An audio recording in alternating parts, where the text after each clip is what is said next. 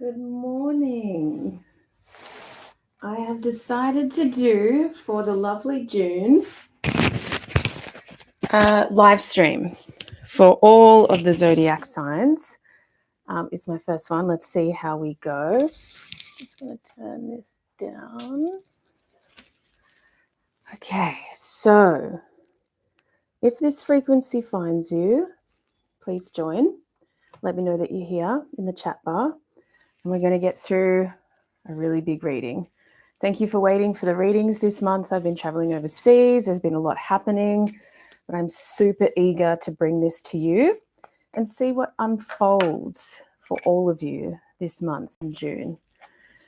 I feel like it's going to be a particular month surrounding integration, possibly getting assistance from others, integrating what we've learned over the last few months, particularly when April was so big. And for us in the Southern Hemisphere, we've just cracked into winter. And I think for you guys in the Northern Hemisphere, you're coming into summer. So with that change of seasons comes an adjustment in your self-care, in your environment, in the way that you understand yourself. So for those of you in summer mode, we're looking towards what's summer going to bring for you. We will be in Cancerian season. So whether that's active in your chart or not, that will still play out with a really lovely energy, watery family vibe. So I'm super excited about that too. Now, as always, we are going to look at tarot for the story of what's happening for us on the 3D plane, what's going to crack us into 4D and hopefully get up into 5D more often. A very blissful state in 5D, but what I learned from my students and from my own experiences is when we get up into those higher frequencies, we can miss or feel a little bit unsettled with the change in feeling and neurotransmitters. So 5D is a pleasant feeling where abundance is available to us. We are intimately connected with divine. We have beautiful insights, a lot of claircognizance, but we might not get the same 3D rush as we used to before. So we might not get the same dopamine. We might not get the same intense feelings in our body. And generally that's because we're coming out of fight and flight. We're coming out of survival mode. We're coming out of coping mechanisms and chasing things. And for a while, it can be quite an adjustment. So holding that frequency is very important. Understanding that if all of that dopamine chasing and all that instant gratification is now in the past, let's let it be there. And know that there is an adjustment period, and know that it seems quite strange to come into safety, thriving, unconditional love, and not having to try so hard for those states of being. And it should be a place where we can start to witness the ego battle, which is, oh, that's very interesting. That used to send me into some kind of tantrum. That used to really affect me. Now I can see it for what it is. And I can feel that my ego has a narrative of fear around it, which is, this isn't right. We shouldn't be doing this. What are you doing? However, in a higher state of consciousness, the voice of our higher self, of our guides, of our wisdom is as strong or hopefully stronger than the egoic narrative. So balancing all of that can be interesting and beautiful and rewarding, but also a little bit strange. It's the same as if you've been used to abuse and fight and flight your entire life and you finally come into a safe relationship. So 5D is coming into a safe relationship with the universe. It plays on our understanding of what the past represented to us, because the past represented we can't trust what's going on. We can't trust that it's all working in our favor. We can't trust that there's guides and people out there for me that really have my highest intentions at heart. We have to rewire all of that, which makes it a very, it's worth it. It can just be challenging because there's a lot of programming that needs to change. There's a lot of shedding that happens over and over again. I've been talking to a lot of people about trust and how inherently in us is a distrust in nearly everything.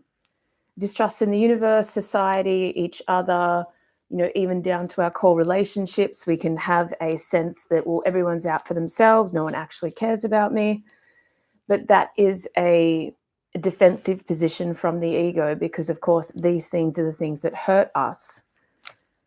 But trust is a skill set that we need to develop. It's opening up the heart over and over again, making sure that the voice of trust is close to us. And sometimes it does take okay, well, I understand that there's risk here and I know that I could be hurt. If I bank on my own self-care, which means even if I am hurt, will I take care of myself? Will I be there for myself? Will I provide the healing and the consolidation and the integration that I need to then keep my heart open? If the answer is yes, then we trust, not based on a judgment of that person or thing that is transactional. So trust is a big conversation, I find, and coming back into trust with that new lens of, well, trust isn't so risky if I bank on myself.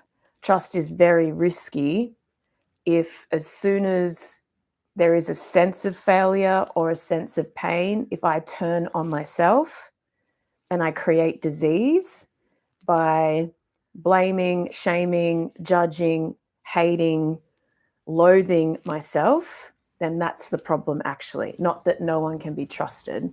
So that's a very interesting conversation to be opening up with many people. I open up quite a lot of these conversations with my Patreon members, with my students, with my clients all the time. We're going to dive in. I'll do my best to bookmark all the signs as well after the live stream is over, but we're going to start with Aries. Aries will be a 3-card story, and then I'm going to do the shadow all together because I do believe that our shadow is also collective. You know, we're also going through a collective experience. One of my teachers calls it the not good enough paradigm. And I feel like our shadows are intertwined.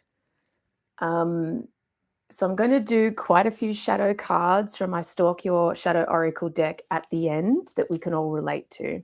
So if you have Aries in your chart, sun, moon, or rising, or maybe you're exploring a part of your astrology chart that has Aries in it, or Mars perhaps, then this is a story we're going to unfold for you. So at the start of the story, we have a queen that is famous for probably being the grounded, practical, mature, earthy, sustainable queen. And the more and more I talk to my beautiful friends and a lot of spiritual people, I find that we can often find Pentacles a very difficult energy to work with. Most of my work over the years has been to understand or to help guide spiritual, sensitive, psychic people through their battles or their dysfunctional energy with money. And I know money is responsible for a lot of pain and a lot of dysfunction, a lot of greed, and a lot of things that are wrong with the world. However, if we take away the money aspect and just look at the earth element and look at our resources and look at providing a beautiful foundation of deep earth, which means it's stable, it's nourishing, it's provides balance, it provides grounding. Now, grounding's a great word to throw around, but in my experience, grounding means you have to regulate your nervous system to feel safe all of the time. And if you don't feel safe all of the time, it's the ability to bounce back. So with deep earth underneath us, or a strong earth element within us, which in Chinese medicine relates to the digestion. And the idea is that if you have a strong earth element within, you are always divinely connected to the earth, which means you're never separate from her. You never feel as if nothing is there for you. You never feel as if you're unstable and there's nothing supporting you. It would be always an anchor deep into the earth, knowing that you're supported by her at all times. But a strong earth element within would say, I have to cultivate a strong digestion with the boundaries and the knowledge and the understanding that food is important, my microbiome is important, eating at the right times is important, eating the right foods is important, to develop that resilience. Once the resilience is there, it shouldn't matter too much. This is a Chinese medicine perspective. It shouldn't matter too much if you put the wrong meal in from time to time. If you put something that's completely outside of your healthy boundaries in, a strong earth element would still sort it out, take away the things it doesn't like, absorb the nutrients, do its best, send it to the cells, and off we go. So we work towards a strong earth element, a strong digestion, so that the diet doesn't have to be perfect. Where most people get into trouble is because of all this very strange stuff going on with food, if you ask me, this dysfunctional relationship with food. Over time, we can develop the opposite, and we turn our bodies into a reactive autoimmune condition, which says, all of this food doesn't work for me. I'm going to react to all of it, until you wake up to the idea that I need certain things, and that needs to be a priority. So if your ego is in charge of your digestion, which means I'm going to eat whatever I want and this will do and whatever, then you're taking away that divine earth element. Earth element is, no matter what, we show up to nourishing ourselves at the highest priority. You would judge a mother that didn't feed its screaming baby because it didn't feel like it. But this is what we're doing to our bodies. So be your own best mother. Feed yourself regularly and in the right environments with fairly good food. If you don't know what fairly good food is, educate yourself. If you're not good at setting habits, educate yourself. If you slip with what I see the most, particularly in women, is eating too little and convincing yourself that that's what will keep you in shape. Most of my clients go on to 4 or 5 meals a day of the right foods. They eat more than their ego is comfortable with because they think they're going to expand. And I say, if we can get your bowel moving regularly and get that earth element strong, which means your body knows how safe it is to depend on you to feed it at regular intervals during the day, non-negotiable. I take 0 excuses for meal skipping. I take 0 excuses for eating too little, 0 excuses for eating out of a packet all the time, 0 excuses for why you decided to skip that and do that for the sake of how you think you're going to look. Because take it back to the mother analogy. If you had a very hungry baby, you would find ways to feed it. You wouldn't strip it of the nutrients it needs to grow. You would nurture it. Nurturing means I'll give you what you need as a top priority. So Queen of Pentacles does that in every earth theme. She does that for money. She does that for food. She does that for environment. She does that for people. They say she looks a little bit sad, but I think the burden of really prioritizing these things in a world that glorifies not sleeping, not eating, drinking too much coffee, running around as if you're more important than you are, that earth element is suffering. That earth element needs to be the most important thing. It needs to be something that you can bank on, that no matter what, no matter how stressed or emotional or devastated you feel, you will always feed yourself the nutrients that you need. And this is the outcome that we're looking for. With a strong earth element, your diet doesn't have to be perfect. It has to be dependable and regular. and knowing that your body will do its best to grab the nutrients that you give it if everything else is there, right? So we work the same ideas around money. If no matter what, you're going to prioritize saving a little bit for the future in case you're not healthy enough to work, prioritizing savings for your dreams and your aspirations. If you're living paycheck to paycheck and that's all you can manage right now, have a think about what kind of future you're investing in. Even here in Australia, if you don't work and you go on the dole, as we call it, so you can get payments from the government, even clients that I have that are on the dole that I've worked with in the past, I say everyone can save.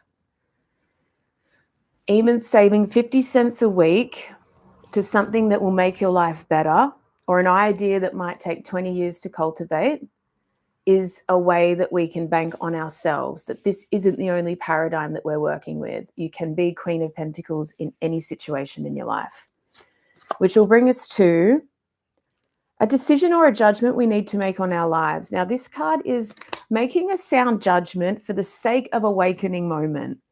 It is understanding really deeply with compassionate eyes, am I making the right decisions for the future I'm looking towards? Am I judging my life correctly? Now, if you're harshly judging yourself and painting this picture of not good enough, when this card comes out, you better start judging yourself in a different way. So this is a sound judgment, and it takes a long time to figure this out because with Queen of Pentacles on your tail, she makes very sound judgments. She's not over the top. She's not emotional. She's not impulsive. She's the one that says, you know, I think we could be doing better here, right? So we need to make that judgment to find the awakening moment, because the awakening moment is, oh, I get it now. I can go into a higher state of consciousness. And remember, Aries, you won't be able to do it alone. This month is about collaboration. It's about asking for help. It's about reaching out to your friends. You're not going to get all the information just through you. So make a decision based on, is my earth element strong enough to withstand the next chapter? If it's not, that's where the work entails. Make a sound judgment on what you're pursuing and what your life looks at right now.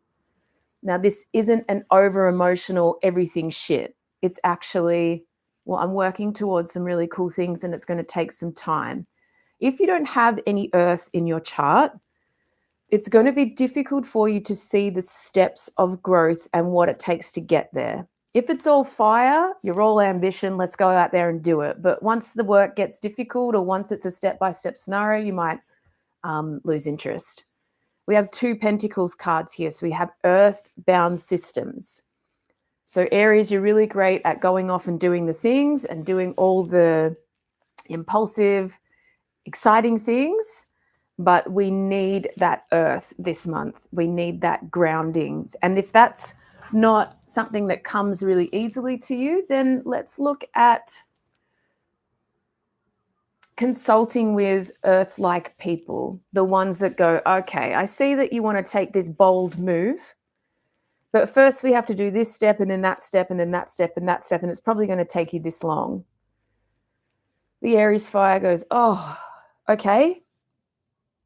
If that's the case, then at least I have that person next to me saying these are the steps and I can tend to my own fire. Welcome, beautifuls. Thank you for joining me. Let me know if you're resonating. So Aries, I feel it's a time to concentrate on your earth element. Concentrate on that digestion as well, because even how you digest your life relates to how good your digestion is. Does that make sense? So for us, the earth element is multidimensional. And if you have a strong earth element, it probably means you have a strong digestion. If you have a strong digestion, you digest your life well. This is this card. Can you make a fair judgment on what's actually happening? Or are you sending it through this really weird lens where you're either not good enough or everybody else is to blame? Just be careful of that. All right, let's move on to Taurus. Let's see what is in store for you guys. Nice earthly element after all of that. If you're joining the live stream, let me know what signs you're interested in exploring today. I'm going to do all 12 in this live stream, so we might be here for a while. So grab a cuppa. It's going to be awesome. This is for June, all of June. Taurus, it's time to make a decision, and not just any decision, a decision that honors the most emotional and spiritual nourishment. Beware, because there's many choices to make here. There's many options. If you make an option based on how shiny it looks, how much you think it's of obligation to make that choice, there's all sorts of cups in here. There's cups that represent materialism, instant success. There's cups that represent transformation, that represent nourishment, but we're looking for one choice that is the most emotionally and spiritually fulfilling. Now, when you put that lens on it, let's say you got a whole bunch of options and a bunch of projects going on, or you're trying to decide if you're going to do this or this, or I got to do this with my health and I got to do this with my self-care. Pick the one that feels emotionally and spiritually nourishing. That's going to tap into your hyperlogical brain. And because we're putting emotional and spiritual together, those two play out in a way that feels like you can actually make that priority. Logically, we go for pentacle type situations. We go for, well, this one makes me money and this one feels safest. But this is actually asking you, what lights you up? What do you think will be spiritually nourishing, which means I'm going to get closer to spirit, nature, my guides, whatever it is, and go with that option. Now, depending on what sector in your life that falls in, that could be a challenging option to take, but for June, that's what they're asking us to do. Libra Sun, Gemini Moon, Gemini Rising, Venus in Libra. Ooh, I love it. Gemini coming up next. How exciting. Taurus, you're also learning a new skill. Not sure if the webcam is great. There we go. Learning a new skill means you're not meant to be good at it. You're not meant to know exactly how to do it. You're repeating the same option over and over again until you get good at it. So it's a pretty common way to learn something new, repetitive action over and over and over again. So when you make your choice, realize that you need to learn a new skill to get where you're going. Learning a new skill can be frustrating. It won't be instant success. You haven't done it before. So make sure that you take that very earthly approach of showing up to it every single day, repeating the pattern, learning each time, and learning through those patterns. So there's a lot of earth coming through for you all. The earth element says learning is much better if you create patterns. So learning a whole bunch of information straight off the bat, a lot of the time isn't how our brains work. But if you identify patterns and link patterns and go through the repetition of this relates to this, that relates to that, and you can pull out the patterning, you can much better follow the process of learning. And again, it takes a strong earth element to be able to see the patterns. So again, we have to develop this sense within ourselves of groundedness, love, and nurturing, which is what earth is about, so that you can learn new skills, so that you can make good choices, so that you can see how things play out. So if you're all air and fire, which my lovely Avi is, understand that that earth element is calling to us to make sure that we can see the steps and take the necessary steps involved to build things over time. And Taurus, this says you will get there. It's going to be consuming. It's going to be difficult. You're going to have to do most of it on your own, but you will reach your goals, and your goals will be plentiful if you follow this story. But watch your exhaustion, watch your burnout, watch what it takes from you. And next time, have the ability to understand that the patterns were the most important, rather than just getting there exhausted, beaten, and broken, right? But first, in order to get there and in order to reach your goals, you must make a choice and decide which is the most spiritually and emotionally nourishing. And that could be starting something new, like a hobby, like a new product, like a new venture, knowing that you might not have the skill set. You might have the enthusiasm. You might have the feeling of this is going to be amazing.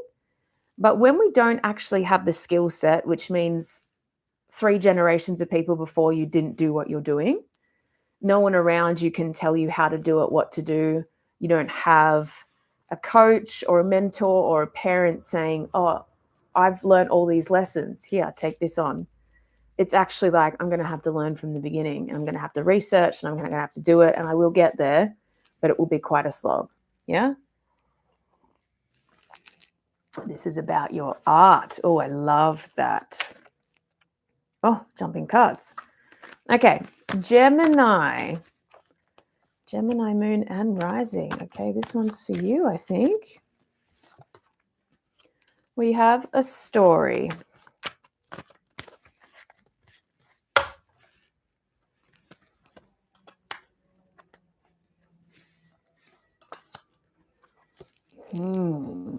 Okay. Gemini, we are actually looking for and trying to understand a brand new beginning, a fresh start in what could be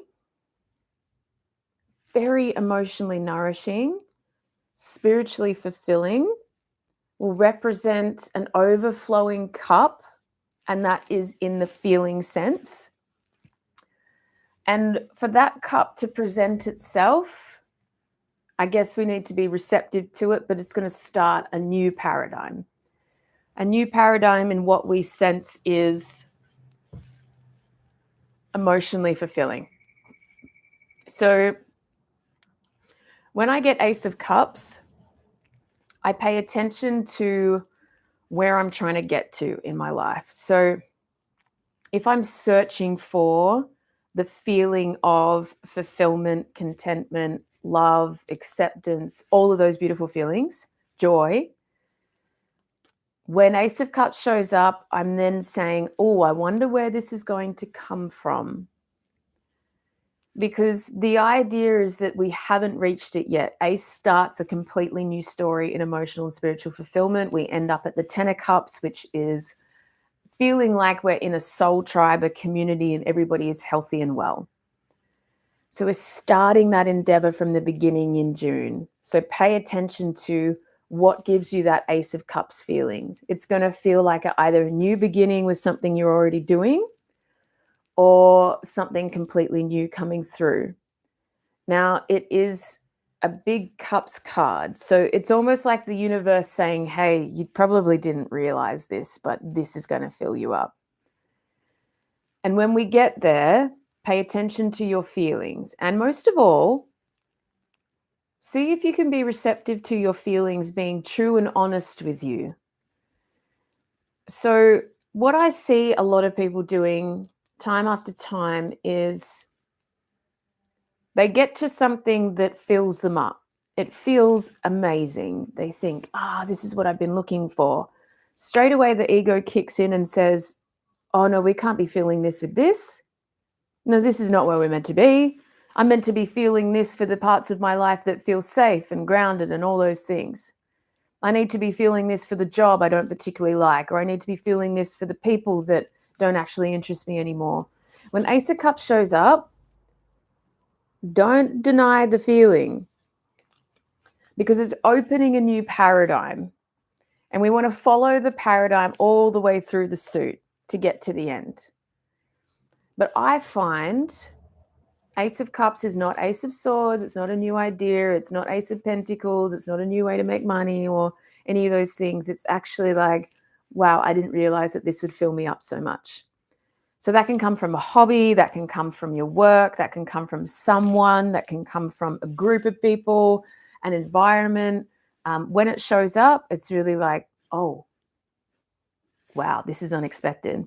If it's unexpected and it's a surprise, we know that you're in divine flow. If it's preordained and you're only really getting what you set out to get, we know the ego's in charge. So surprise is what we're looking for. Like, I'm so surprisingly fulfilled in this moment. What does this mean? It means trust. The universe has just handed you the cup and said, if you go towards this, I have a whole chapter of emotional and spiritual fulfillment and lessons for you. But you must take it. You must understand it. You must follow it through. You must say, okay, well, if this is it, right? Be mindful that this brand new beginning is going to change your thought patterns. Like I said, if it's a surprise, it means it's outside of what you thought was going to happen, which is good for us, but it's going to change the way you think about your life. It might change the way you think about other people. It might change the way you think about society, whatever. Your mind patterns need to change in order to take the chalice. So be ready for that. A lot of people don't want to take the chalice because it represents too much change, and they don't like change because they're banking on the reality that they've built for themselves. Reminds me of a client I was working with recently, and we were looking towards nourishing her more so that she could keep up the work that she wanted to do. She's an entrepreneur, she's a healer. And I said, we're going to have some nourishing things on the side. It can't all be work. So when she went out and she tried a few things, there was a hobby that she really didn't expect to light her up, that just lit her up to a point where she was like, I absolutely love it. So we knew for her to be better at her job, for her to launch her new program, for her to be a better healer, that she actually needed to pursue the hobby. But it felt a bit like, why aren't I experiencing this in my work, in my job, that I'm so wanting to be passionately connected to? I said, well, this is the nature of cups. It is not preordained. It is not wands. It is not pentacles or swords. It's actually, well, over here, I'm going to get the inspiration and the nourishment and the fulfillment that I need to then put into my work. So there was this beautiful tangent of, well, let's pursue that because it seems really important.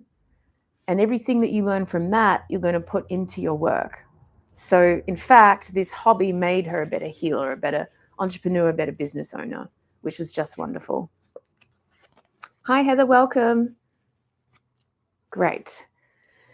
So Gemini, if we can manage to take the chalice, which means if you can be honest with yourself about what lights you up, number one, hopefully you're surprised. If you're surprised, remember, identify surprise, realize the divine is at work, trust the feeling, know that it's going to change your thought patterns. So remember my client who is now over here pursuing a hobby, it's changing her thought patterns around what she felt she needed to be doing. She thought she needed to be a workaholic, to work all the time. Here she is over in this hobby that delights her, and she's learning more from that than she is from grinding and working every day. If we can manage to understand that process, you'll open up a new version of the world. This is your shift in perspective card. This is a brand new frame point. All elements are balanced here, which means the version of the world that's going to open up is actually very balanced. So maybe this changes what you think you were feeling about the world because that wasn't balanced, right? So this reminds me of, if you have an imbalanced view of the world, it can often be that you're coming from a sense of scarcity or negativity or something else from that frame point. When Ace of Cups presents, person, place, hobby, situation, work, whatever, that is enough fulfillment and joy and love to balance a perspective that was coming from lack. But you will have to change some mind patterns. You will have to admit that you were coming from a place that didn't feel balanced, and now you're finding balance again. And it often happens for people when they find something they love. And it can be small, like it can be a hobby, it can be an animal, it can be a place you like to visit, it can be a conversation with a friend, it can be time alone, time in nature. It doesn't really matter what it is, but honor your feelings. When the feeling shows up like, wow, I love this. I don't know why I love it, but I love it. Allow your thoughts to change about your world, your reality. Because if we can open up a brand new perspective in balance, this is a powerful card. This means that the reality you can create here is far better than the one you are painting. So we need that sense of change. So don't feel free to let go of the reality before. And even if you have to explain yourself, it just says, yeah, look, I really thought it was like this and it's not. I actually now believe in unconditional love, and I believe in following your passion, and I believe in all these things that before I didn't believe in, and that's okay because my eyes have been opened by this one thing. And I'll be interested to hear from you guys what that thing was, because sometimes it's so small but so significant that it has the ability to change our perspective all over again. All right, lovelies in the room, let me know if you're resonating. We'll have Cancer coming up next. And let me know where you guys are from. Where are you tuning in from? I tried to set the live stream at a time that might suit some of the Northern Hemisphere subscribers. It's like 9:30 in the morning here. So I think for some of you that will be late at night. And for the first time, I'm doing all of the signs in the one live stream. So let's see how that goes. Let me know if you're loving it. All right. Moving on to Cancer. Oh, from the US, both of you. Fantastic. Love it. All right, Cancerians. If you've got Cancer in your chart anywhere, sun, moon, or rising, or any other theme or sector or house that you're exploring with Cancer in the theme, it could even be someone in your life that has a Cancer sun or a Cancer rising, something like that, and you want to understand them better. Strong this month. I guess it's your birthday season. That makes sense. For the Cancerians, the Chariot is a big card. The Chariot represents a fairly big sense of victory, success, fulfillment, travel, perhaps. When I see this card, I really like to reflect on something that I've achieved that has been in the making for a long time. So I can get to a sense of, okay, it's in the works, it's great, and I can understand, yes, I've pursued it, it's great.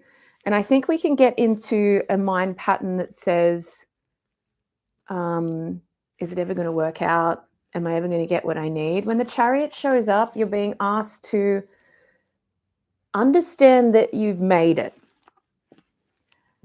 So we look back and say, I like to do it this way. What did I really want to do 5 years ago? And if I look back on myself 5 years ago, I go, oh, I have done it, right? I've changed, I've healed, I've put things into place, I've tried and failed many different things. The Chariot says you have succeeded. So look back on how much you've succeeded. And know that there's a sense of movement in it. So because the Chariot is a strong signal of travel, doesn't mean you have to get on a plane. It usually means movement will now come from the place that you've managed to achieve. Now be careful of the mind, because the mind will say, well, I'm not there yet. Or like, I haven't made the $1 million, or I don't have exactly what I want. When the Chariot shows up, you're being asked to realize that you've succeeded in one thing that you set an intention for quite a while ago. Could be 3 months, could be 5 years, doesn't really matter. But look at the victory in your life. Look at something that you could actually speak to others about, like I did it. Now, it reminds me of people that go through a dense healing journey. And look, these healing journeys can take time. They might be stuck in a pattern. They go off and they talk to healers and therapists and shamans and whatever. And I think a lot of people are daunted by how long that deep healing practice might take. So for some of them, they're trapped in it for a year, 2 years, 3 years, something like that. But there is this energy shift along the way that releases something and says, you know what? You've done so much work on that. And it doesn't mean that you're completely symptom free and you don't have any trauma responses or anything like that. It just means you've done so much work and you know so much about it that you'll never put yourself in that situation again. And that is a freaking victory in my eyes. That is, you don't actually get these intense dopamine fueled feelings of, yes, I did it, I'm healed. You actually go, that was a lot. And I'm out the other side. I know it. I can feel it.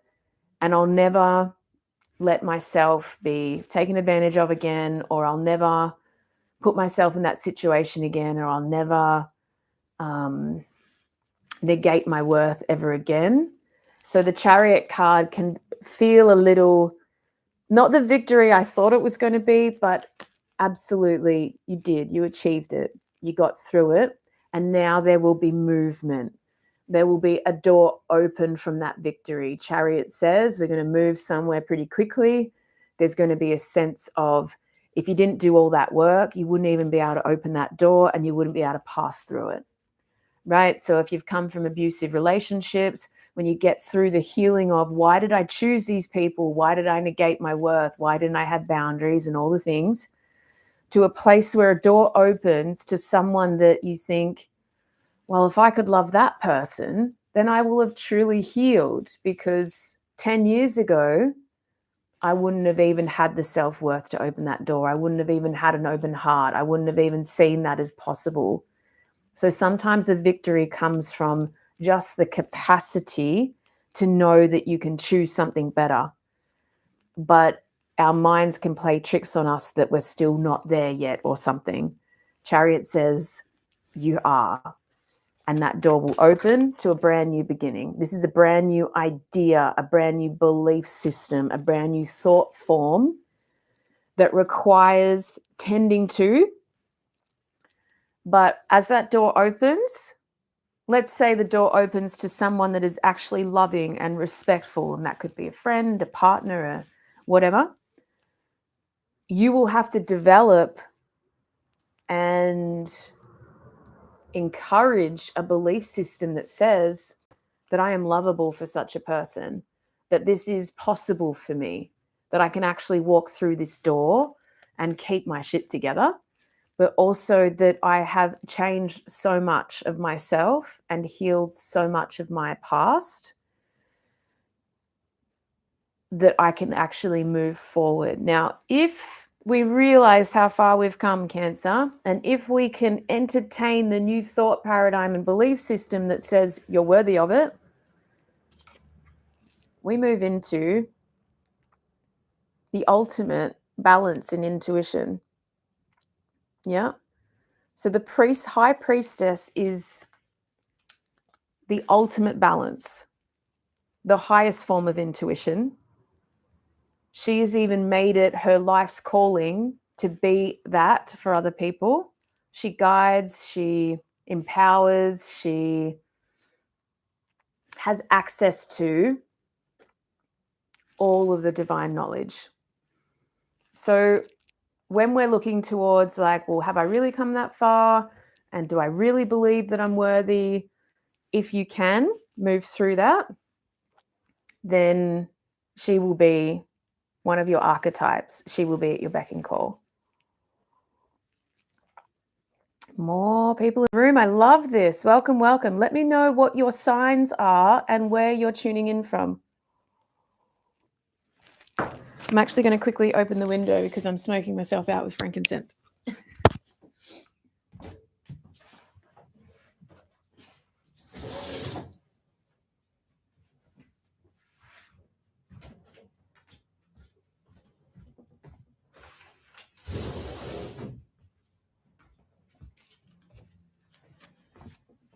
Okay. Welcome, welcome. So we've just gotten through Cancer. A really nice picture there, Cancer. So I think for this month, your birthday month,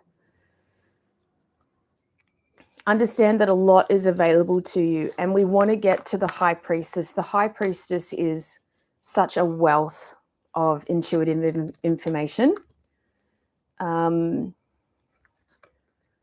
that profound psychic ability. Like, we can have intuition, we can have empathy, we can have little snippets of, hey Heather, fellow Aries, thanks for tuning in. We can have little snippets of, like, every now and then I have a really big dream, or every now and then I can find myself understanding people at a deeper level. The High Priestess is, you can map out 10 years of your future and see it all in one go. You can do one big journey and see the collective understanding of what the world's going from. It is extreme psychic power. And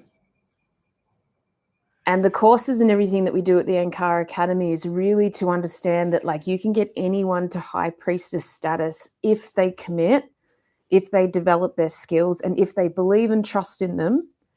They can look into anything that they want. They can develop their clairvoyance, their clairaudience, their clairsentience, their claircognizance. It doesn't really matter. And they can, excuse me, sit there and understand so much of their lives and see it from this bird's eye view. There's really no limit to what you could see into or feel into once you get to a High Priestess place.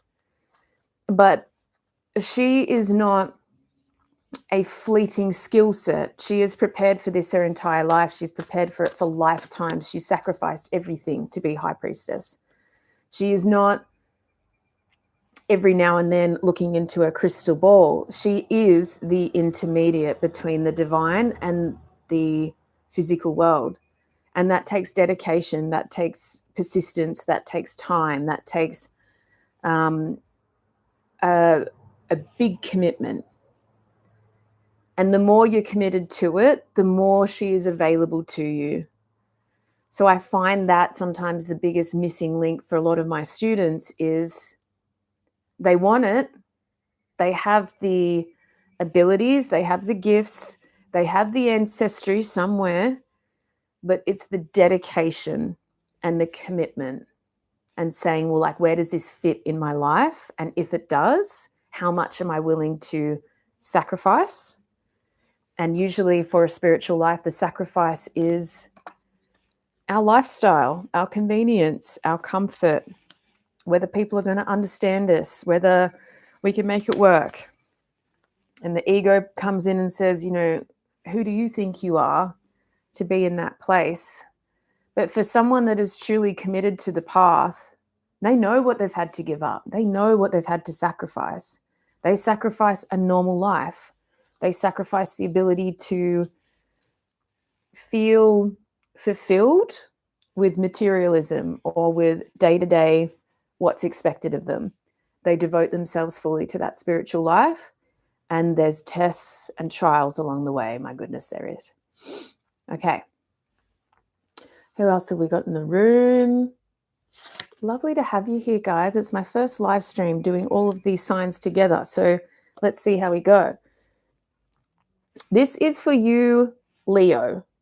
So Leo, we're going to start with a sense of achievement. There is something that you've pursued creatively, that you've had passion for, that you can now comfortably say to people that you did well. You got the benchmark, you understood the skills, you had a success of some kind, and you have the ability, and we know you love it, Leo, to come back and tell people, like, I really did well at that. I really liked it and I did well and I showed up and that was really great.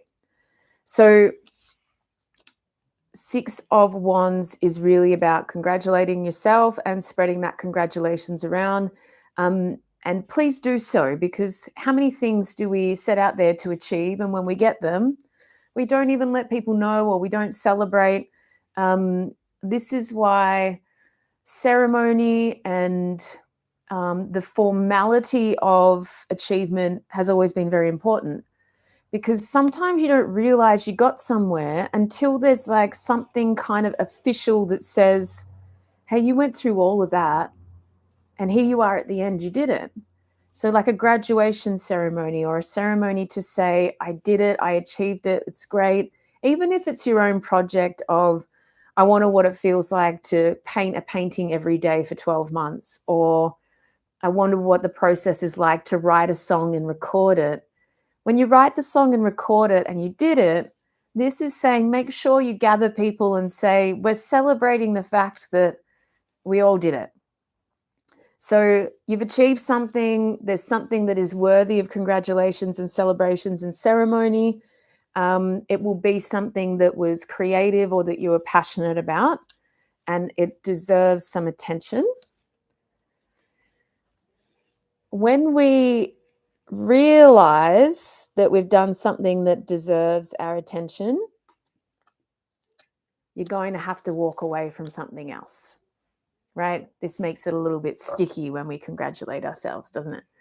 So if you have to walk away from something else, what this speaks to me of is if you've achieved something and you celebrate it with your loved ones, you'll have to walk away from the idea or the belief system or whatever it is that you weren't good enough to do it. You'll have to walk away from what you thought was your emotional fulfillment. So sometimes when we achieve something, it's so wonderful, but it throws the rest of our life off kilter a little bit. It says, well, if I'm now the person that can achieve that, I've taken a lot of clients through educating themselves at university or getting certificates and things like that because they really just needed to know that they could do it. And they get to the end of 3 years or 4 years and they say, wow, I actually did that. That's so cool. They have to walk away from everything that they were upholding that said they're not the kind of person that could do it.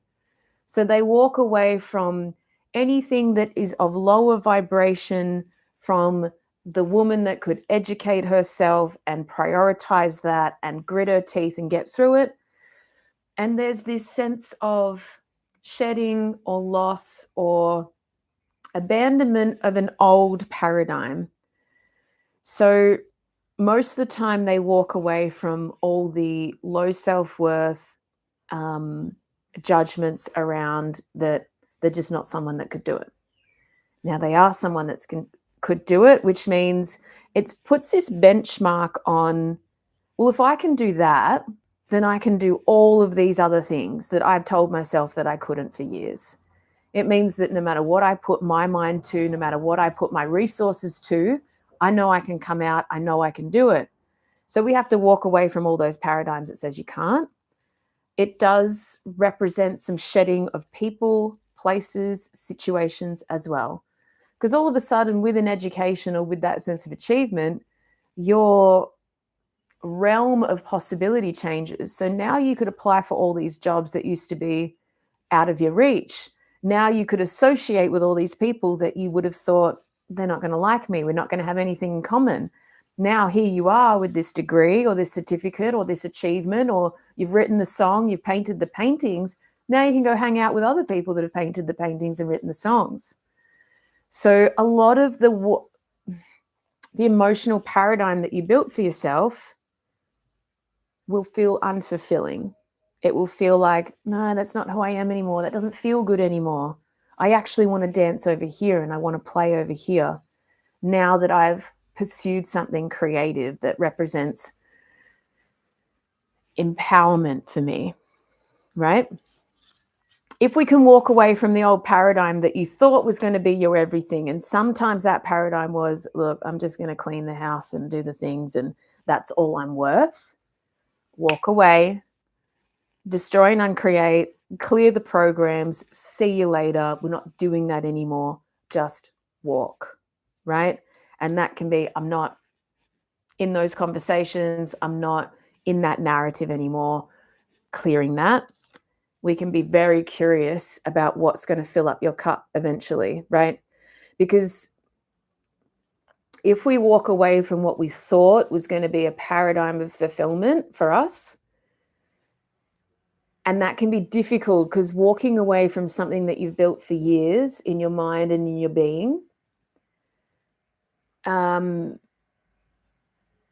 if we hold on too long, we're going to resist the newness coming through. Page is about starting again, being young at heart. Page of Cups is the hopeless romantic. So we go out into the world again going, I'm looking for something that fulfills me, that brings abundance, that lights me up, that feels like I'm in the right place, right? Don't worry about the logical mind here. You've gotten through something, you've achieved something, you've had to walk away from what you thought was going to be fulfilling, right? You thought it was going to be housework and hanging out with your mates and watching TV, and all of a sudden now you have this achievement. You're thinking, far out, I could go out there and try new hobbies, try new things. Maybe I could be an artist. I could go on trips. I could do these wonderful things. I could really change my life here, but I'm going to have to go out and stay curious and even quite young-minded about where this fulfillment's going to come from now. And I love that energy. It can be like, let's start again. Let's go out as if the whole world is our oyster. Let's try new things and realize what fills me now. So it might be a deeper conversation with people on a more intellectual level, let's just say, if you've educated yourself.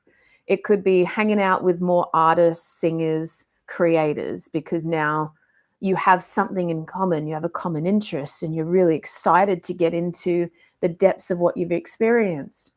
It could be exploring or hanging out with people that have been through their own transformation so that you can talk to the depths of what that means. This can all bring emotional fulfillment. Whereas before you were just talking about what was available at the shops or what the kids are doing or whatever, right? So particularly for you, Leo, those doors are opening. You have a sense of victory that you need to celebrate. There is a difficult step in there for June. You're going to have to walk away from something that you thought was a paradigm of fulfillment, and it's not actually. So it's not saying work on it. It's not saying try and save it. It's not saying hold both, because sometimes people can hold the old paradigm and have the new one in their hands and go, no, I can do both. I can have all the same friends and all the same habits and all the same things as before and delight in this new achievement. The world is saying, let it go. Go over here, open the doors, get curious, be the hopeless romantic about who and what in your life is going to fill you up, and have the courage to walk away from everything that just doesn't feel good anymore, respectfully and honorably. And through those doors opening, July should be a manifestation of that, right? But I notice a lot of people can stay in this, oh, well, I achieved that, but I kind of like this old paradigm of safety and staying small and feeling like I'm not good enough, so I might just hold both. Let it go. You're done with that. You put in the hard work. So honor the hard work. Okay, how are you guys resonating? Are you still with me? We're going to move into Virgo. So if you have any Virgo in your chart, sun, moon, or rising, or you're exploring those Virgoan themes, then this is for you. Oh.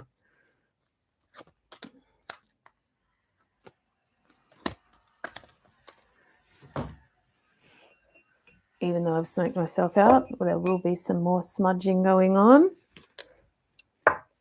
Just helps me to clear the air with whatever the story was before, and making sure that I can be completely fresh to receive the insights for the new sign. A lot of people ask me what I'm burning, so I generally burn frankincense. It is my favorite. It just seems to bring a very high vibration. Keeps me very clear for the readings and can pull out even maybe a higher level of understanding than if I didn't burn it. That's just my interpretation. And I just burn the resin. You can get some really beautiful resins out there, and it's something that I really like to be in touch with. So that works for me. Okay, Virgo. This is a card of courage. This tells me that whatever you're enduring, whatever you're going through, you have needed courage. You've had many challenges. And it's really a card to say you're nearly there. Whatever it is you're pursuing, you're nearly there. Have courage to finish the cycle. Watch your burnout, watch your exhaustion. But the idea is that gather yourself for the last little bit. You're not quite there yet. And we need some strength. We need some courage. We need some resilience. We need some support. Muster the courage. Find the last bits of passion and complete the cycle. It does tell me that you might have to fall in a heap afterwards, but June is representing something that is coming to completion. So if something is coming to completion, see it all the way through. Don't give up now, yeah? If you have courage and you don't give up now, you will go into, this is the Six of Cups, you will go into the safe walls of healing. So it's important to finish the cycle because there's a sense of healing that will come from it. Maybe it's that if you complete the cycle, you can actually move through something that you thought was going to be a burden. You can heal the last little bits. But Six of Cups talks about returning back to a place of safety and understanding what inner child healing there was, or what childlike version of you is actually now being expressed fully and letting go of. So there is a reward in completing the cycle, but it might not be a reward that is super comfortable, because Six of Cups tells me that something from your past will come up and there'll be an opportunity to heal it. So don't bury it back down. Pull it out, speak to the inner child and say, you know, what part of this do you need to fully let me go? And inner child healing can be like that. It's like we go through things in our life and realize it's that 7-year-old version of ourselves or 9-year-old version of ourselves that really just needed to be held and needed to know that you're not 7 or 8 anymore. You're actually an adult and you're doing all these wonderful things and you're doing it for the sake of healing your past too. So a lot of that can come up. And when it does, be very mindful that you don't go into coping mechanisms. So this is a card that says you need courage. So it means something is difficult. You're going to heal a part of your past, also quite confronting. Be mindful of how your coping mechanisms, your overindulgences, and all that 3D dopamine chasing stuff is going to play out. So just know that old nature that used to be connected to the inner child healing might show up. And that's okay. This is your opportunity to be aware of it. So you know what your go-tos are. Think about when you're stressed, what your go-to self-sabotage is. It could be drinking, chocolate, partying, whatever. It could be finding instant gratification through quick love rather than investing in someone that's actually really into you. It could be the ego running a party 3-day bender just because you don't want to deal with the past healing. Just notice the tugs. So when the devil shows up, I go, okay, I'm likely to get some cravings for my famously go-to coping mechanisms, right? And they might be healed or they might not be healed, but it doesn't mean that you need to be afraid of them. It means that when you get those cravings, know that you have a choice. And I want you to remember this. When you get cravings for something that's bad or that sends your vibration into a lower paradigm, there is actually a healing trying to happen. So before or instead of you go into those coping mechanisms, make sure you have a chat with your inner child, with your past self, and say, you know, what about this is so hard for you? Because if you can complete the cycle and get the healing and watch that actually eventuate, then you will have power over your coping mechanisms. The devil may be at your door and you'll just say, no, thank you. I'm okay. I know that I have those cravings. I know where they take me. I know that it's hard for me to resist, but that's an indication that I'm uncomfortable. If I'm uncomfortable, something's happening on a very deep level and I want to see that out. right? And know that those cravings mean that there's discomfort somewhere. They're actually signals rather than chains, if we decide to treat them as such. So make sure you unchain yourself and see them as signal indicators. Oh, I actually think I'm quite uncomfortable because usually I don't get cravings that big. And the cravings are still going, and I'm trying to like do the best for my health and do the best over here. But those coping mechanisms are coming in hard and fast. And it could just be screen time. It could be distractions. It could be procrastinating. It could be sugar, junk food, whatever it is. Just know that they're indicators. And sometimes that's the thing that wakes you up the most, because you go, why is this like, why have I insane cravings for all these things that I know aren't good for me? I must be uncomfortable. So go back a step to the inner child healing. So what part of my past is threatened by what I'm doing now? What part of my past is the most influential to what I'm trying to achieve? And what that means is, if you go back 10, 15, 20 years, did you ever think that you could be someone that pursues this creative endeavor? Did you ever think that you could be this passionate about something? If the answer is no, then that part of you is trying to be healed. And remember, all healing is, this is the whole kit and caboodle, all healing is acknowledgement of something difficult and then moving into loving it completely. That's it. And how you go about that is your own way, but healers, therapists, ice bars, vigorous eating, exercise, whatever it is healing, but it's really about putting yourself in a safe container and saying, okay, this part of my life feels terrible. I need to learn how to love it. How am I going to do that?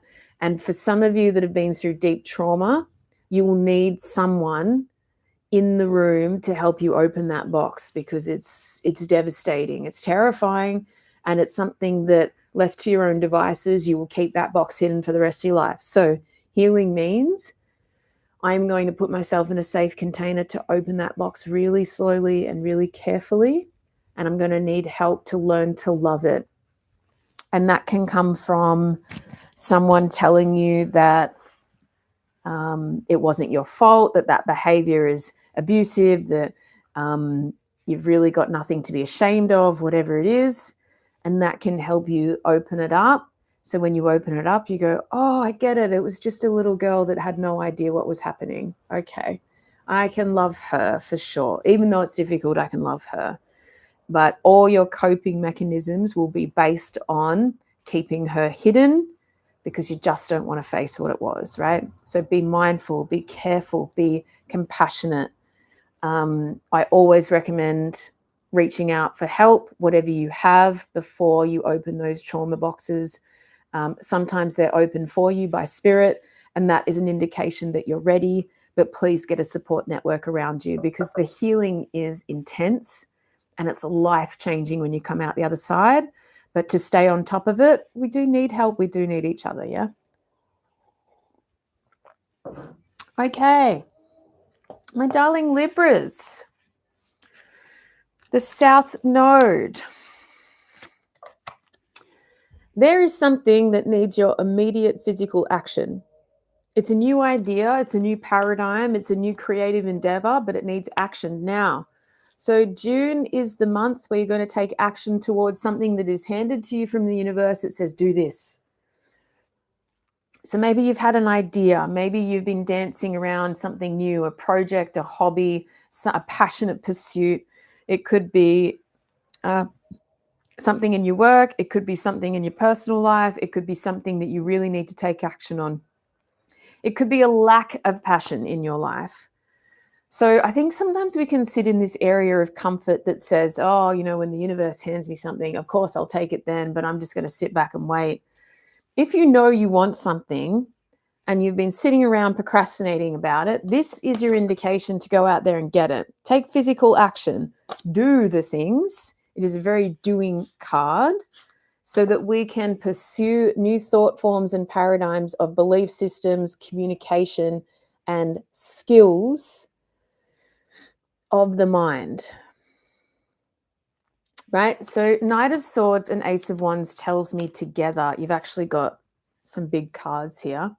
There's something that needs your immediate action, your physical action, which says you're going to have to go out there, pick up the phone, call the person, do the thing. We're taking action from the mind because whatever's holding you back in the mind actually needs to be rewired. So Knight of Swords, he is a quick to action knight, right? He's in there straight away. He does not hesitate. He's so quick. If there's a battle that needs to be fought, he's the first one out there, and he does it because he understands very quickly that if he doesn't, then there'll be no victory. So this is a lot of action. This is go out there and do it and learn later why and consolidate the information later. Because the third card is the Magician. The Magician really says you can have anything that you want if there's a good plan and you gather the resources and you do the action steps. It is, everything's available to you, but the universe rewards action. The universe doesn't reward you sitting around thinking about all the things that you want and not doing anything. As soon as you take action, your guides go, "Ooh, I think he wants that. I think she's really into it. Okay, let's back her up." But if you're sitting around waiting for a sign, which is not what this reading is about for you, none of this says be patient, it's not coming. All of this says we're waiting for you to get out there and do it so that the universe, your friends, your support system can back you up. But if you have one more conversation and one more brainstorming session about what you need to do, but you're not taking any action, then the universe won't back you here. So this is very much go out there and get the things that you want, make a plan, show up to the plan, have disciplined action. You're going to need a bunch of fire and a bunch of willpower from the mind to get it done, right? So whatever you need to do to get out of whatever funk you've been in is whatever you need to do. If you need to go to the gym, psych yourself up, make sure that there's things happening. If you need to tell yourself that you're awesome before you pick up the phone and ask for the job, whatever it is, you are the magician in this. So you need to be taking the action and doing the things. You're going to need to find your own sense of willpower, your own empowerment. You are the flame, right?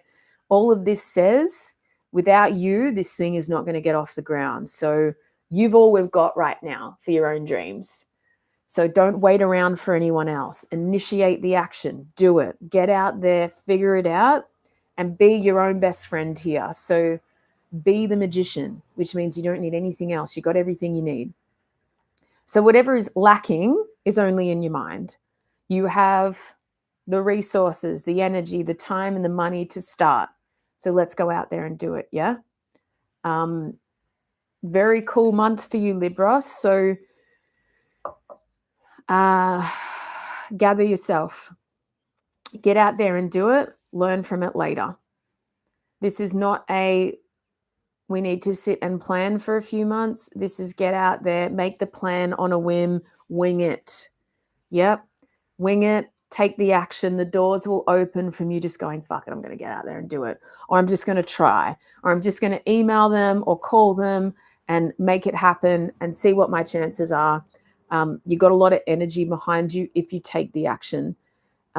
So be mindful of procrastination, be mindful of avoidance, but there should be a flame in the body. You're going to have to fan it, right? So you're going to have to fan the flame and get out there and do it, and no one else is going to do it for you. So Libra, it's time. All right, we're nearly there. Who's still with me? We are moving on to Scorpio. I'll do my best to bookmark these later. Scorpio, let's look at what is happening for you. Oh, very cup orientated. Okay, it's going to be an emotional month, Scorpio, and we're going to learn from feelings, yeah? So Queen of Cups tells me that let's move into your emotional mastery. So I don't want you to use any childlike emotions. I want you to go into the depth of your waters, which you're great at, Scorpio. And I want you to envision and see and sense and trust the emotions that are coming through as if they are messengers. So you are the queen and your feelings are your messengers. So whatever you're feeling this month, I don't want you to react childlike. I don't want you to over dramatize. I want you to sit in the mastery of it. Okay, so I'm feeling resentment. I'm feeling shame. I'm feeling guilt. I'm feeling anger. I'm feeling whatever it is. Imagine they are emotional messengers and they're coming with a whole paradigm of information for you. So if you're feeling something uncomfortable based on something that you think is good in your life, what is that feeling telling you about that thing? The ego will say, oh, well, it's shit, throw it out. Don't take a fight and flight response here, which is it's either good or bad and that's it. Queen of Cups would be able to sense such a tangible emotional mastery in herself and in everybody else around her. She is so sensitive that she can notice the slightest changes in her environment, the slightest changes in the people around her, the slightest discomfort in the micro movements of their face. Do that for yourself as well. Go into your sensory mastery and ask yourself, what is actually in front of me this month? I think most of the time we treat our emotions as uncomfortable, inconvenient, immature, and bad, as a general. The Queen of Cups would treat her feelings and emotions as if they were the most prized possession in her life. No feeling is conspiring against her. It is only information and data from the divine. So if you are sensing something, please don't deny it. Go into it, open it up, understand it. Like, why would I be feeling anger about this thing? And what does anger represent? And how much can I learn from anger? The thing that I like to do a lot is, if you've got some nice psychic skills and you like to journey and meditate and things, sit with the spirit of that emotion and ask it directly. What are you here to teach me? Why do you keep on showing up? Why do you show up in situations where I'm meant to feel happy? And what am I not getting? Because if you keep on showing up time and time again, what am I not understanding about your presence that is blocking me from change, right? So if it's anger, sit with the spirit of anger and say, why are you here? What do you have to teach me? What am I not getting? Please help me to understand your mastery, because anger has this consciousness to it, this incredible way to spark change. And if we just go, oh, I shouldn't be feeling that, we're missing the point. Now, when you go into your emotional mastery, you're going to have to understand that some of the things you've been upholding, some of the emotions you've been holding on to, some of the shit that you've been holding on to needs to go. And your ego has been throwing a tantrum around what you think you should be feeling and what you think you should be experiencing, and it's not real. So kick the cups over. We're done. Hold on to the cups you know that are serving you, which could be the paradigms of fulfillment that you know are good for you, and let go of the over dramatization and the, I guess, wallowing in something that is just not serving you. So it could be a belief system. It could be something that you've been banking for your own needs. This reminds me of when I hold on to emotions for the sake of a sense of justice. When this card shows up, Spirit says, let it go. You're done. If you hold on to that any longer, you're going to poison your whole life. So just kick it over. It's done.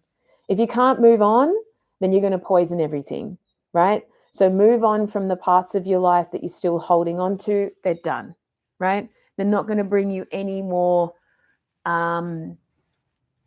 nourishment, right? So sometimes we hold on to things to understand them, to look into them, to analyze them, but there's always a point where it says, if you analyze that one more time, you're just going into the past.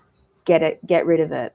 Bank on the cups that are actually serving you, which is, well, what is serving me is prioritizing my own self-worth. What is serving me is getting on with my own stuff.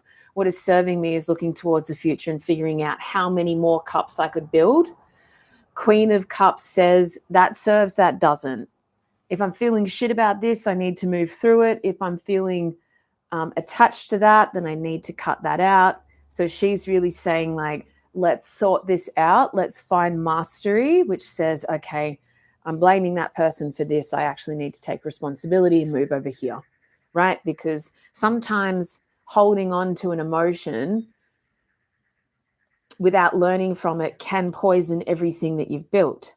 So if I hold on to resentment in something that is already leaving, then I am blocking the divine from saying, you're done. We're moving that out of the way so that you don't have to worry about it anymore. And here you are crying over spilt milk. And I think, oh, but it was such a waste of time. And I thought it was going to be this. And they're saying, we're done here. That's enough. Get over it. So then you can use your skills to say, okay, what's done is done. I trust in the divine to take away everything that's out of alignment for me. I'm not going to pursue things that are out of alignment when they're trying to leave, so that we can actually take some action based on what does feel good. Yeah? So Knight of Cups, he is sensitive. He's orientated towards feeling fulfilled, feeling like he's part of something. So is Queen of Cups. They're a bit more involved with, okay, what's more important here? It's more important to be working harmoniously in a group than it is about crying over spilt milk that I haven't won, or I'm not the most important, or all of those other themes. So what we're working on here, Scorpio, is it's so cups orientated. I don't want you to worry about anything else but working harmoniously in groups and with other people and with yourself.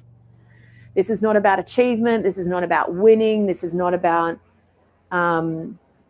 overcoming in the mind. It's actually about fitting in, which might be it's a difficult theme for all of us. But what do we have to do to fit into something that is actually nourishing? So for Wands fiery people, they can be too competitive to actually feel like they have harmonious relationships. The Swords people can be too intellectual. They debate all the time. It's like, all I want to do is feel safe within this group. And that's what we're pursuing. So you will be at home in the water. We are in water territory. We're in Cancerian season, and you are a deep water sign. But remember that right now for June, your focus is on harmony and fulfillment with others rather than achievement, competition, or needing stability. Because cups isn't actually, when you can manage to have a cup scenario, you're stable amongst people. It's not an earth situation where you're stable within yourself with ground underneath you. Cups are very much like, how do I be on this rocking boat of emotions and still feel like I'm fulfilled and I've got everything sorted? That's what we're trying to achieve, because relationships, sensitivity, psychic awareness, and intuition is not certain or stable. It's not the nature of it. So we need to feel understood and centered within ourselves while we're on changing tides, rocking boats, and dealing with other people's emotions as well. So that will be quite the endeavor, Scorpio, but I know that you can do it. All right, Saggies, let's do this for the month of June. What's coming through for you? Ah, visceral reaction. Wow, this is going to be huge, Saggies. Okay. Victory sip for this.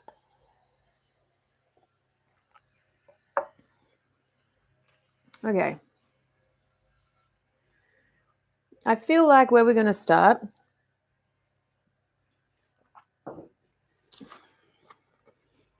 I do read reverse cards. What we want from reverse cards is we're close to the theme of the upright card. And as soon as we acknowledge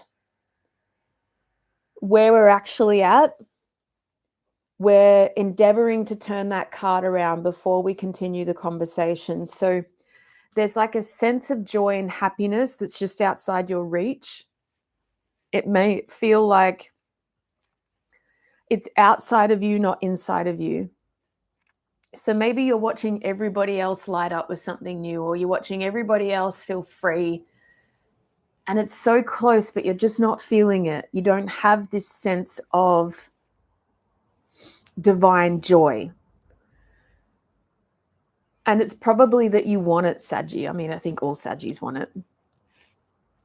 And it's in the pursuit of acknowledging that it's not in my body, but I can sense that it's close, or I can sense that someone else has it and now I want it. We have to remain curious around how we're going to cultivate joy and what are the necessary steps to turn this card around. Because turning a reverse sun into an upright sun requires your acknowledgement and commitment. So I think from a shadow point of view, first step for June is acknowledge that you want it. You are looking for more happiness, more freedom, more joy, and more abundance. And it's not here yet. But this card tells me that you know actually how to get it. It's just one step away or one acknowledgement away from, I could have that joy, but there's something in the way. And I'll actually go further to say the only thing in the way is you. So what do we need to turn that card around? I want you to actively pursue. Am I doing all the things that make me happy? Am I prioritizing the rather simple things it can take to experience joy? Am I banking on my own freedom, or am I in the way of my own freedom? Because feeling free can be actually really easy for some people. It's like, oh, well, I have to just prioritize a meeting-free day, or I just have to go and do that beautiful hobby that I love, or I'm going to call up all of my friends that bring me so much joy and have a cup of tea with them and know that very quickly I can move into that paradigm. But there's something in the way. So take the action to prioritize more joy, more sunshine, more happiness. And once you do that, you'll turn the card around and we can move on to the story. So that is your mission. Action it as quickly as possible. Because when you do, you can go out into the world. This is such a beautiful card for Sagittarius. You can go out into the world as if you have no responsibilities, nothing to lose, minimal things that make you feel happy. Very Sagittarian idea.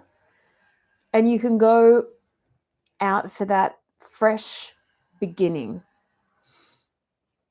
A very comfortable place for Sagittarius is that pursuit of freedom and joy and happiness from a place of, why not? I'm not doing anything else. It's important. Why can't I travel to a new destination with nothing but a small backpack? That's a very Sagittarian feeling. Why can't I ride off into the sunset just for the pursuit of it? Why can't I throw out all the belongings that don't feel good to me and start again? If we can turn that sun upright, which says, actually, I'm going to go out there and get it at whatever cost, we can have that sense of, well, I've lost everything. There's nothing to lose, which strangely will bring in a sense of justice. This card says there are consequences to every action. Cause and effect, and that paradigm of says you're exactly where you are because of the choices that you've made. So if you're unhappy with the paradigm that you're in, go back to the choices that got you there. It's cause and effect. Take responsibility for the sense of balance that you've cultivated or not. The sun not upright tells me that you're probably in a situation that you're not super happy with. So we're going to turn the sun around by saying, well, I haven't actually been pursuing things that make me happy. Awareness number one. I need to go out there in a very Sagittarian way and start again. And that could just be, oh, I love that. That's cool. It could just be, I'm going to spend a day or a weekend or a week following my nose in the pursuit of freedom and joy without meetings or structure or thinking that I need to know what I'm doing. It's the ultimate traveler's synchronicity. It's just like, if I'm going to turn left, I'm going to turn left. And I'm going to end up where I'm going to end up. And I'm going to stay wherever I am and not worry about exactly where I'm going, which will bring a sense of balance back to your life, because justice isn't about this, you've done something wrong. Justice is simply force saying you're exactly where you are because of the things that you've done. And if you want to change your future, you have to start making those choices now. So if you want more love, more happiness, more joy, more freedom, then what are you doing to cultivate that? And go back to the decisions that you made that led you to where you are now. And if you're not happy where you are now, then this is where it changes, because that Fool card is really, all right, we're changing. It's different. It's a new paradigm. We're done. Yep. New pursuit, new beginning. Turning that Sun card around. That's a very strong story that plays out. Very Sagittarian, but you're responsible for your own sense of balance. And if it's love and happiness that you want, go out there and get it. Do the things you know light you up. Who cares what anyone else thinks, actually, so that you can bring a sense of justice and balance to your own life. Justice also talks about signing contracts and paperwork and the logistics of pursuing freedom. So it could be, I would be happier with more money. Okay, great. What kind of pursuit are you taking in that? Are you looking towards signing a contract that will bring freedom in the future? Are you looking for new jobs on the side? Are you going out there and testing your luck with new interviews? Are you making investments, or are you just sitting around wanting more freedom but not doing anything about it? Justice would say, if you sign the form and you sign the contract for a better life, cool, we'll bring it. But it takes understanding and action around where you are now and where you want to be. All right, my Capricorns, let's do this. All right. For the month of June, we are going to sink into what it takes to help others, what it takes to benefit those around you, what it takes to serve your community, to lift the vibration of everyone involved. Making sure that you do this in a balanced approach. So it is a Pentacles card, which makes it earthbound, which is a fairly comfortable place for you, but we need to do it with the idea that if you give too much and put yourself back in poverty and scarcity, you'll have to relive the suit again. We don't want that. We want you to understand that the pursuit of serving others and helping people that are at a lower vibration than you is incredibly rewarding and fulfilling, as long as you can do it from a balanced approach. So please do not give your kidney when you're not actually well yourself. Please don't overgive and do it out of some sense of guilt. You have worked really hard to get where you are, and you can understand that there's a percentage of those resources that you can give to others for the rewarding idea that you can bring the whole community up and make sure that nobody drowns. But be mindful of your intentions behind that, and be mindful that you can't dysregulate your nervous system or go into the negative again, whether that's time, energy, money, relationships, whatever it is. So if you're over here helping a bunch of people and you're ignoring your own family, then this will create imbalance in your resources. If you're giving money to charity but you can't pay your bills, this is not what this card is about. This card is about saying, okay, I've worked really hard to get where I am, and I understand that people are battling their own scarcity, and some people out there are very poor financially, emotionally, spiritually. Do I have the capacity to serve? And how much capacity do I have to serve, knowing that I can't let myself go back into scarcity either? Because it will all be in vain if that's the case. This is about knowing how far you've come, knowing that you've built yourself up to a certain place. You're not willing to negotiate the level of stability that you've crafted for yourself, but you would like to serve humanity or the environment or other people to help them get to where you've achieved to be.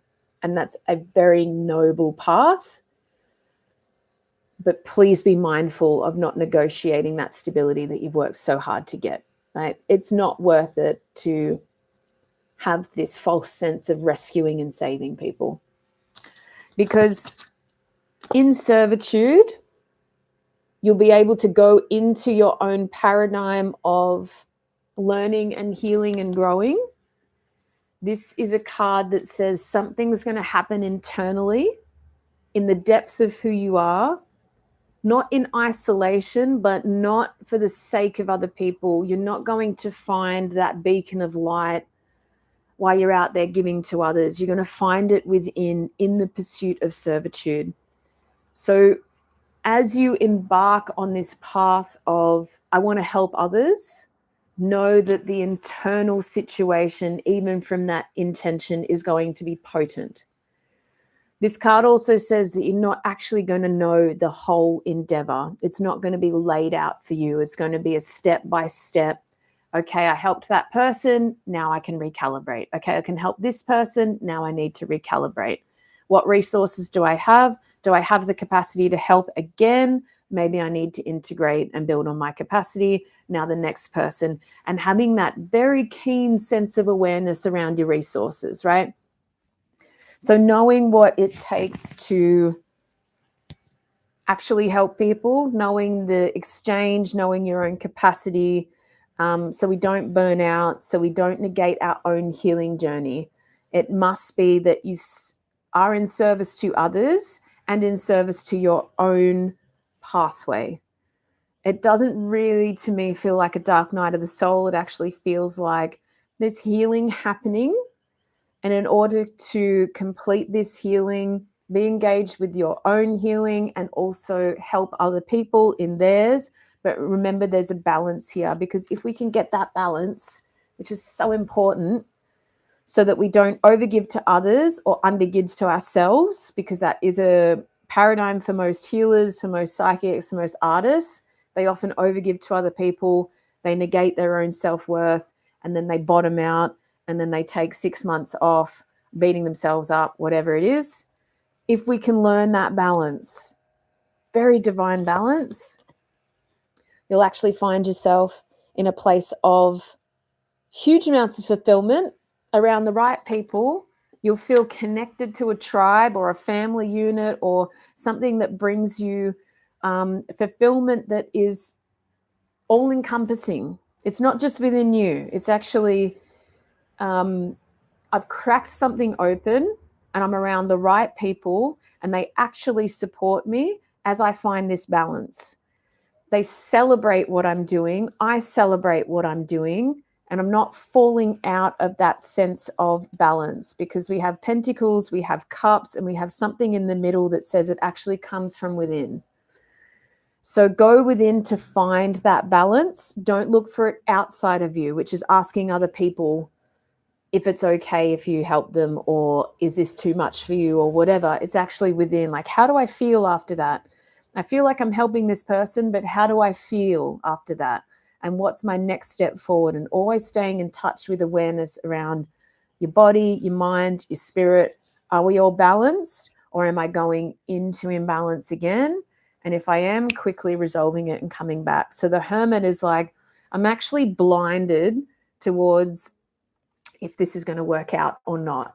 But if you can pursue it, like, well, I'm just going to try and help, and then I'm going to integrate, I'm going to try and help, and then I'm going to integrate a bit of yang, a bit of yin, a bit of yang, a bit of yin, then we'll have this wholehearted feeling of, actually, this is incredibly fulfilling. This is incredibly nourishing for me. What a divine gift that has come from a sense of servitude, whereas maybe a sense of servitude before was too risky. It was like, well, how am I meant to help anyone else and I can't even help myself? Valid. The Hermit says this is going to be a pursuit in the darkness and in the fog, and in every part of you that really wants to know that it's going to work out for sure. It's not how the Hermit works. It says, you take a step, we'll provide some learning. And if you keep on taking steps, we'll get that soul tribe for you. It takes an incredible amount of trust. All right, Aquarius, let's see what is happening in June for you. So we had this pursuit of completion in your earth element, permanence, stability, wealth. So this card is all your hard work is paid off. You've actually got a sense of stability that you've been working towards for a long time. There's a long pursuit of pentacle richness and wealth. Now, this card does say that the very nature of life is we're going to have transformation, we're going to build things, we're going to lose things, we're going to have trials and tribulations and all that sort of things. But this says you've actually mastered a sense of stability and security in your life. Now, we take this from a multidimensional approach. It means a strong earth element means you will always provide for yourself, you will always nourish yourself, you'll always prioritize the resources that you need to feel wholesome, secure, and stable. So it's not just money like it used to be. It's money, time, energy, supportive relationships. It's all of it. As I was saying at the start of the live stream, a strong earth element in the body means a strong digestion, which means no matter what you put into your body, if that earth element is strong enough and you're always anchored into the ground, which is unconditional love, then your body will always find a way to get the fuel that it needs and discard the rest. And this can come down to how you digest your life, how you think about your life. If you have honored your own sense of safety and security and your needs, then everything that happens around you and to you will be looked at from a lens of nourishment. If you don't have a strong earth element and you're not very good at prioritizing your own self-care and looking after yourself and nourishing yourself and knowing that I actually need a lot of time, energy, and money to feel that sense of cultivating security, then everything that happens to you will be a threat and will get in the way of how you nourish yourself. So when we work with people with weak earth elements, we're actually looking at how they put all of this sabotage in the way of just taking care of themselves. But this is a sense of completion. So for you, darling Aquarius, thank you for joining. We are completing a cycle. Yep. So feeling safe, feeling secure, feeling wealthy in a multidimensional approach so that we can start something new, right? So that part is locked. So if you feel safe and secure within yourself, you can actually go out there and dream a new dream and understand what else is going on out there that I can now pursue now that I've honed in on this really important part. So if you spent time regulating your nervous system, saving money, working within a budget, prioritizing your own resources, making sure that you feel grounded all the time, and I know how hard that can be for a lot of you, we're actually looking out into the world and saying, well, I'm kind of doing some creative stuff, which I love, but I think there's something else out there for me. What is going on out there in the world that I could pursue now that I have maybe an extra bit of cash, or I have some savings, or I have a sense of emotional stability? What is actually out there for me? Now, this is the key for you guys for June. What is out there for you, and this is where you're going to put your focus and your lens, is more community, That could literally be in more women around you that have your back. That could be celebrating with your loved ones. It's really a time of abundance where you can hang out with the right people, relish in the things that you have, laugh, have fun, and signal to yourself that life is good and I can share the good parts with great people. So when you realize that you've done the hard work to create safety and stability for yourself, I want you to then look out into the world like, what could I do next? What could represent more inspiration for me, more passion, like something really interesting? And what's going to be out there with that more interesting is new people coming through that are going to bring you more fulfillment. So it might be the pursuit of a new hobby, a new job, a new travel trip. If you have the courage to go on the travel trip, you're going to find people that light you up. Or if you go out with a new hobby or something that you're passionate about, creative about, there's going to be people there that you find. Now, it's a beautiful card. It could represent new friends, new soulmates, new people that are just on this wavelength that you really need right now. So when you find them, make sure that you're receptive and open to them and say, hey, I've been looking for you. This is going to be super fun. Let's keep on pursuing creative endeavors. Let's keep on going out there and sharing the good parts of life, knowing that you've done the work to create the stability that you need to fall back on, right? Creative pursuits and loving connections are such a delight in life. They're such a beautiful part of our world. And I think the best combination which you have here, this is really balanced. It's earth, it's fire, and water. So don't worry about how you think about these things. There's no air or swords in this reading. It's actually like combining your strong sense of stability, which means you'll always fall back on that no matter what happens, going out there creatively in the pursuit of something passionately awesome, and then finding awesome people to do it with, knowing that your earth element is locked. It's pretty secure. You're good to go.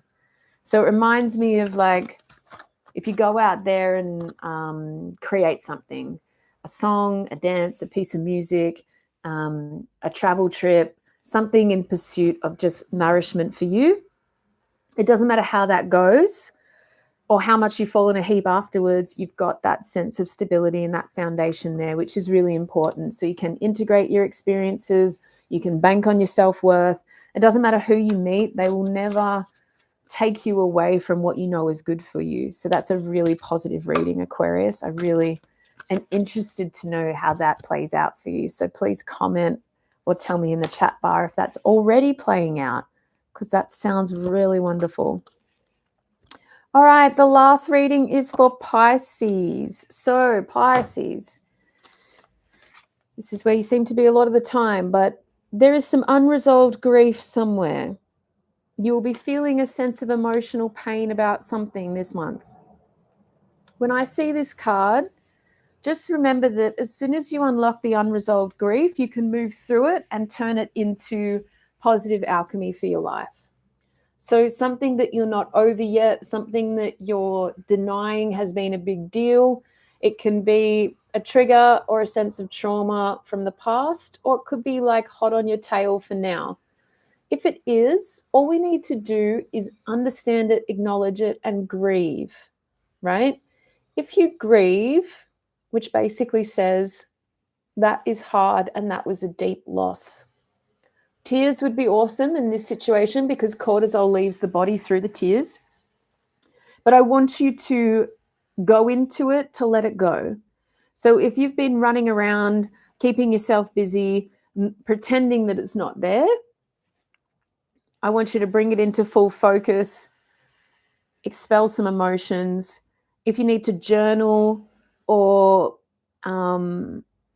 do some therapy or call up a friend about it to actually release the emotions, and that's beautiful. And know that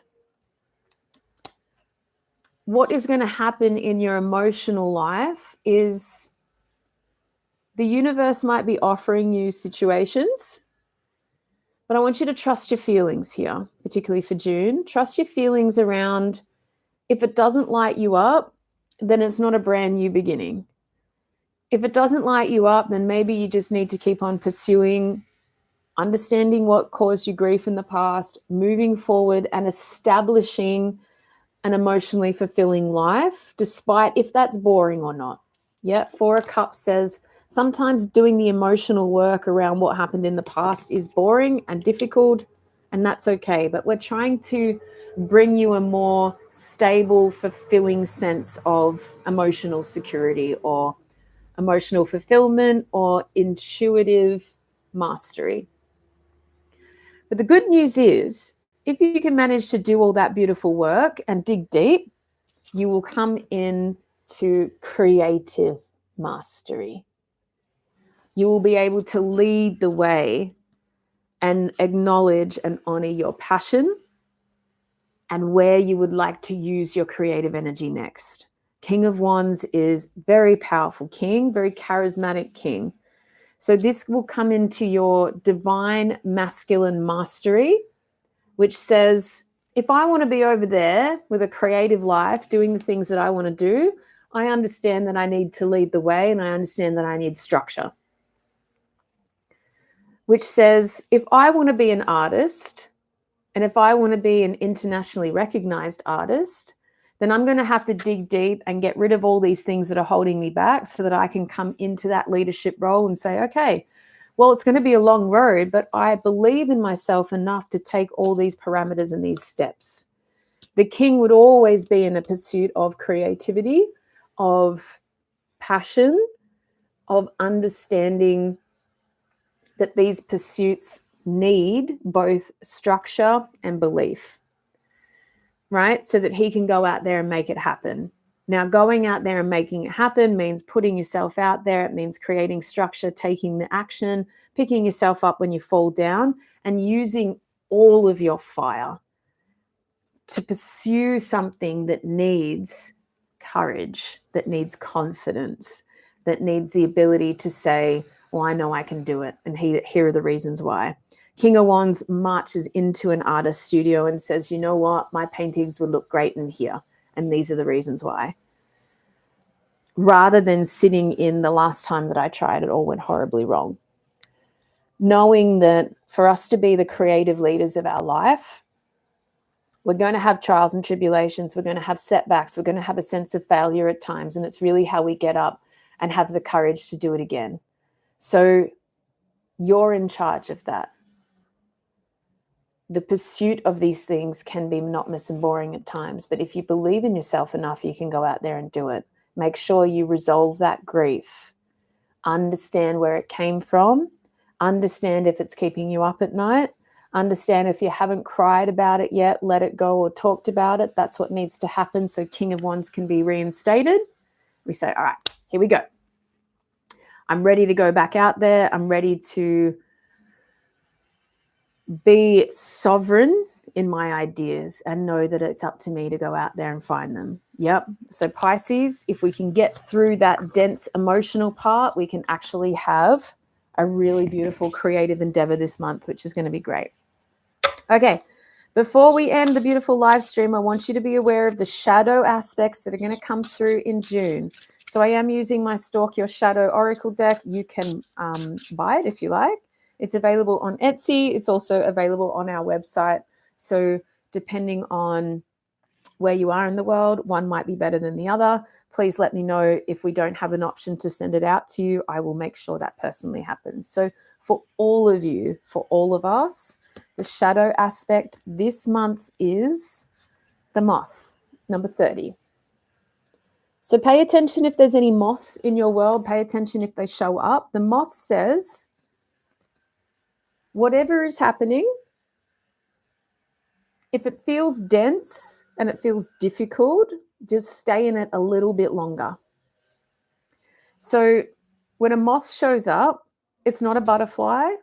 It's not a dragonfly. It's not something that says, we've transformed, you've done it, well done. The moth says, I'm still attracted to the light, but I'm not there yet, which means whatever you're going through, there is light at the end of the tunnel, but we're just in the darkest parts. So keep moving through. Don't be in a hurry to say, oh, well, it's all good, and spiritually bypass everything. Sit in it and say, why is this so difficult for me? Why does it feel so dense? What is the wisdom in the darkness? What can I gather from the dark tunnel of healing or whatever's happening? Just sit there a moment longer before it breaks through to the light. So I notice a lot of people, they go into something that's difficult and they're so obsessed with finding the light that they don't travel through it. They bypass it. They go, oh, everything happens for a reason, love and light, I'm just going to stay busy. Go through it. Get everything that you can, sit in it and be like, this is really hard. But what am I learning in that darkness? What is so difficult about this? What part of my ego is trying to die? What is so scary about this that I don't even want to look at it? And why am I so attached to needing it to be turned into light? Like, what if it's just hard and it's meant to be hard? What if the light is coming and I can't control that? So before you transform it into the light, just sit in it a moment longer. So I hope that helps. Please pay attention to moths in your area. When they show up, take the learning. So when moth shows up, say, okay, thank you. I received that confirmation that I'm meant to be in this darkness just a moment longer. You can also think about the moth as bringing insights in the night. So it could be pay attention to your dreams. It could be realize that you're going to learn something through difficulty. It could be things are really shit right now, but they're meant to be that way. It's confirmation that, yes, we're in the darkness and it will get better. But right now, you're just meant to be looking towards the light, knowing that it's coming at some stage. All right, beautiful ones. Thank you so much for joining me.